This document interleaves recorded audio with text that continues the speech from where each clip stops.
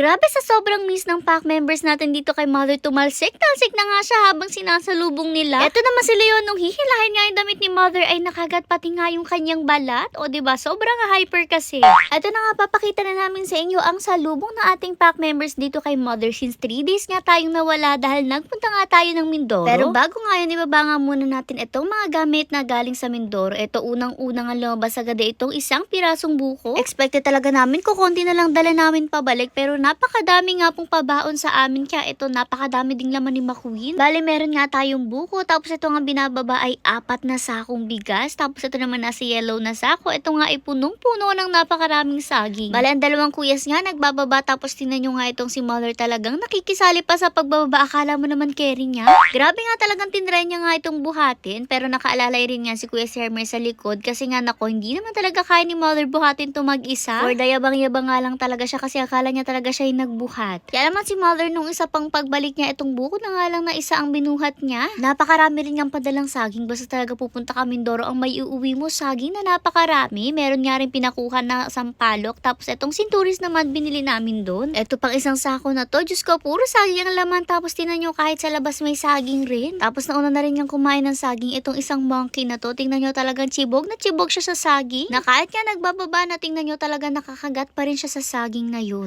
After naman no, nilinis na nga lang din nila itong mat ni McQueen. So bali nagkaroon kasi siya ng mga stain or mga dagtag galing nga siguro sa saging. Tapos mga basa-basa na rin. Etong at binuksan na rin nila itong isang sako na punong-puno rin nga ng saging. Tapos tingnan nyo ang sarap-sarap nga niyang tingnan. At syempre dahil nga kitang-kita nyo ng masarap naman napakain na rin nga itong isa pang matching. O diba talaga medyo may pagka-arte pa yung pagkain niya. Hindi diretso sa bunga nga may pagputol pa gamit ang kamay. Grabe nga parang ang 50% na mga dala natin ay puro saging. Grabeng dami naman. After naman noon, ito na nga finally ang pagsalubong sa ating pack members. Bale, una ang ginawa ni Mother, nagtanggal muna siya ng mga kwintas at bracelet niya kasi nung minsan talaga naputol nga ng pack members natin ng golds niya. Pagkatapos noon, syempre nag-disinfect na rin nga siya ng kanyang sarili. Syempre, pati yung mga clothes niya, tsaka syempre yung kamay niya. At eto na nga, pumasok na nga siya sa mansion. Bale, lalagyan ko rin nga pala yung ibang sounds dito kasi gusto nyo silang marinig talaga na nag-iingay-ingay. Bahala na nga kayong mabingi.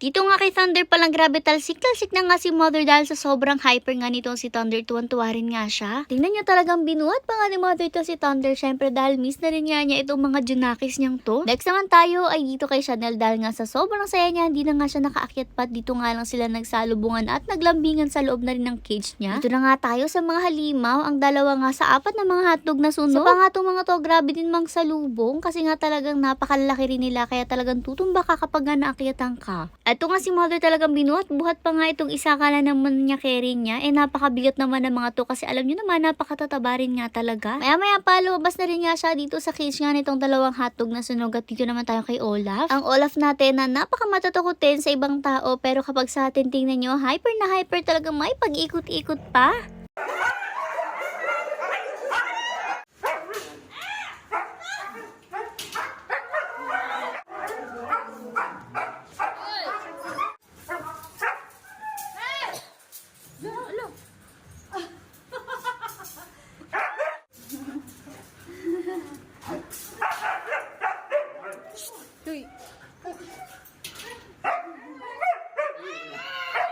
O diba nasira pa nga ni Mother yung isang ilaw dun sa dalawang hotdog na sunog. Pagkatapos nandito naman nga siya kay Mustang na sobra din nga niya panggigila. After Mustang, dito naman nga siya kay Kelvin. Itong si Kelvin, grabe, sobra din talaga sumalubong kasi talsik na talsik din nga talaga si Mother dun sa sulo. Tapos syempre, masakit rin nga dahil nga ng kuko niya. Medyo mahaba na rin kasi ang kuko nitong si Kelvin.